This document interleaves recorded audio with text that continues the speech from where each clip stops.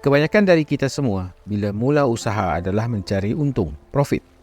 Memang benar, usaha itu cari untung. Tapi kita tahu tak tujuan sebenarnya kenapa kita mulai usaha? Motivasi orang pasti beda-beda kan dalam menjalankan usaha.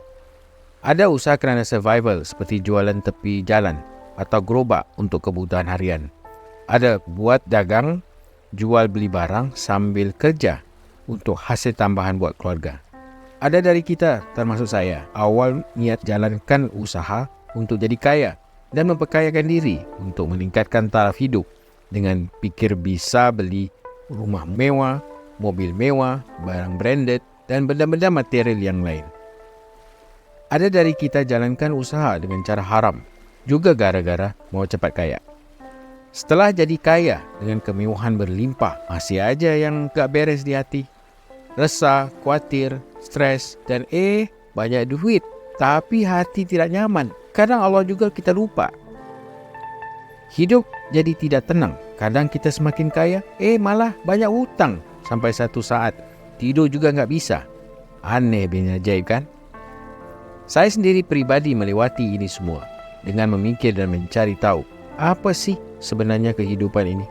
Tujuan sebenarnya kita kerja, cari duit, uang berlimpah, mewah, tapi tidak tenang. Ternyata kita harus balik kepada niat kita yang hakiki. Kenapa dan tujuan hidup kita sebenarnya? Balik kepada dasar. Kita dilahirkan untuk beribadah kepada Allah. Sekali lagi saya katakan, hidup kita adalah untuk beribadah kepada Allah. Jadi, bila kita balik arah niat kita, tujuan kita, menjalankan usaha dengan tujuan ibadah, konsep bisnes kita akan berubah. Setelah saya menjual perusahaan pertama saya di Malaysia, uang banyak dan banyak main. Bahasa kasarnya berfoya-foya dan lupa Allah. Yang kita rasakan itu nikmat, tapi sebenarnya itu adalah istidraj. Apa itu istidraj?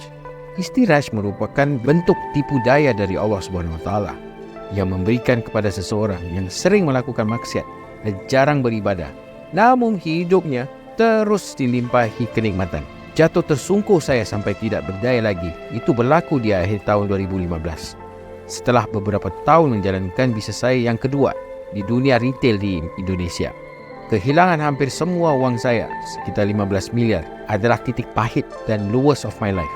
Ego terguris dan saat itu kehilangan arah.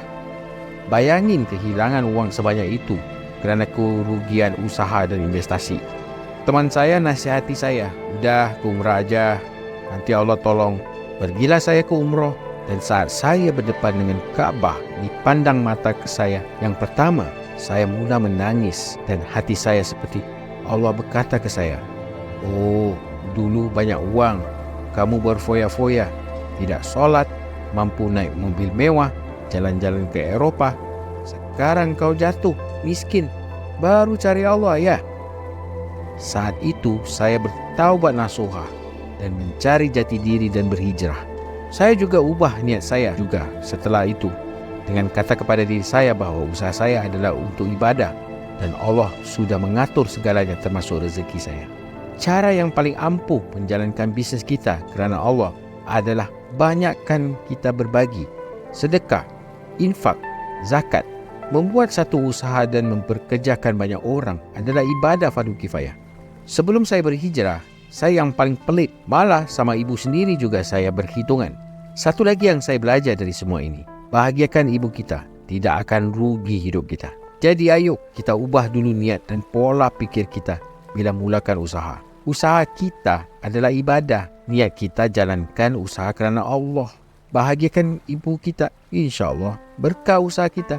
Dan lihat aja hasilnya. Setelah semua ini terjadi dan saya berhijrah, Allah kembalikan saya ke jalan yang benar dan melimpahkan saya lagi dengan rezeki yang luar biasa sampai sekarang. Jadi summary-nya adalah segala apa yang kita laksanakan adalah beribadah kepada Allah. Tidak ada yang lain. Itulah tujuan hidup kita sebenarnya.